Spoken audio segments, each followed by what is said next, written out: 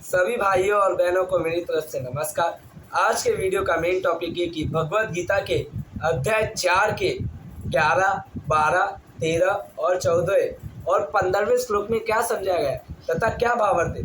उसके पहले आप हमारे चैनल पर अगर न्यू है तो जल्दी से सब्सक्राइब करना, लाइक करना और शेयर करना। वीडियो चालू करते कि 11वें श्लोक में ये समझा गया है, हे अर्जुन, जो भक्त मुझे जिस प्रकार भजते हैं मैं भी उनको उसी प्रकार भजता हूँ, क्योंकि सभी मनुष्य सब प्रकार से मेरी ही मार्ग का अनुसरण करते।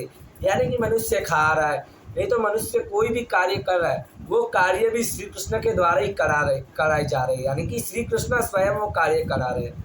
और 12वें श्लोक में कहा गया है, इस मनुष्य लोक में कर्म के फल को चाहने वाले लोग देवताओं को पूजन किया करते हैं, क्योंकि उनको कर्म से उत्पन्न होने वाली सिद्धि शीघ्र ही मिल जाती है। यानी कि जो व्यक्ति कर्म करता है उस व्यक्ति को उस कर्म का फल जरूर मिलता है। अगर वो कर्म अच्छा और धर्म के मार्ग पर है तो उसका फल श्री कृष्ण स्वयं देंगे, और अगर वो अधर्म के मार्ग पर है और वो कर्म खराब है तो उसका निर्णय भी वो स्वयं ही लेंगे, और उसके द्वारा मनुष्य को संघर्ष, नहीं तो उसके द्वारा मनुष्य को कुछ ना कुछ आपत्ति आ सकती है अगर वो अधर्म करेगा तो। और अगर वो धर्म करता है तो वो स्वयं श्री कृष्ण के मार्ग पे चलता हुआ रहता है। तथा 13वें श्लोक में ये कहा गया है, ब्राह्मण, सत्य, वैश्य और शूद्र, इन 4 वर्ण का समूह गुण और कर्म में विभाग पूर्वक मेरे द्वारा रचा गया है।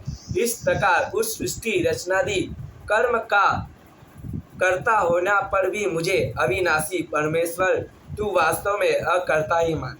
यानी कि मैं स्वयं परमेश्वर हूँ, यानी कि मैं स्वयं ईश्वर हूँ, पर तू मुझे अकर्ता मान। यानी कि तू मुझे ये समझ कि मैं कुछ करता ही नहीं हूँ इस सृष्टि के लिए।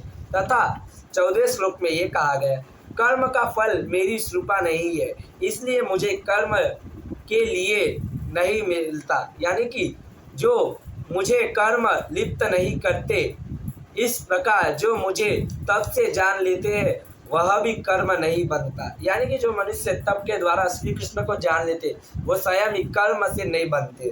तथा 15वें श्लोक में ये समझा गया, पूर्व काल में मुमुक्षुओं ने भी इस प्रकार जानकर ही कर्म किए थे, इसलिए तू भी पूर्वजों द्वारा सदा के किए जाने वाले कर्म को ही कर। यानी कि जो तेरे पूर्वज कर्म करते आए वही कर्म तुझे भी करना चाहिए, क्योंकि वही कर्म करना तेरा फर्ज बनता है। गाइस, आपको अगर समझ अच्छी लगी हो तो सब्सक्राइब करना, लाइक करना और शेयर करना।